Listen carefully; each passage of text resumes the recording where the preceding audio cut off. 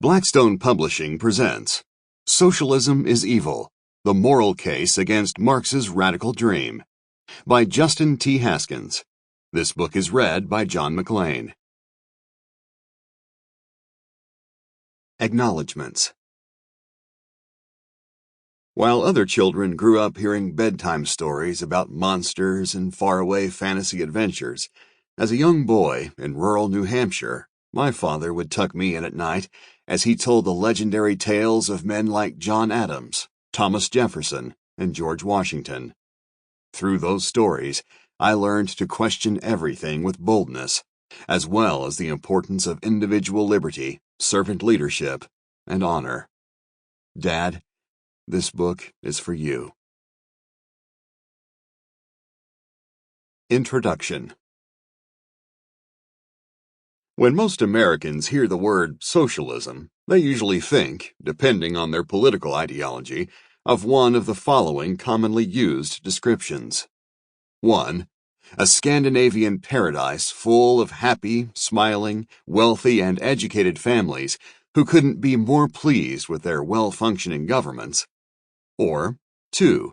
A Venezuelan-style hellscape in which people fight to the death at grocery stores over the country's last remaining roll of toilet paper and kill zoo animals to feed their starving families. As is often the case, the reality is that most people's experiences with socialism rest somewhere between those extreme points. In fact, most modern socialist societies only socialize certain aspects of their economies and rarely impose the sort of authoritarianism commonly found in many of the socialist countries that emerged in the first 70 years or so of the 20th century.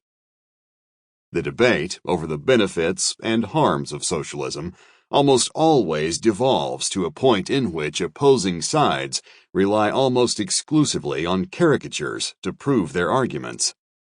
For many who support or are sympathetic to socialism, every capitalist is a racist, white, wealthy, greedy business person who spends his Saturdays laughingly smoking cigars while dumping toxic waste into a river that feeds groundwater used by a nearby orphanage for special needs kids. Similarly, all socialists have become jackboot-wearing stormtroopers that dream of instituting an authoritarian society that looks more like North Korea than it does Sweden.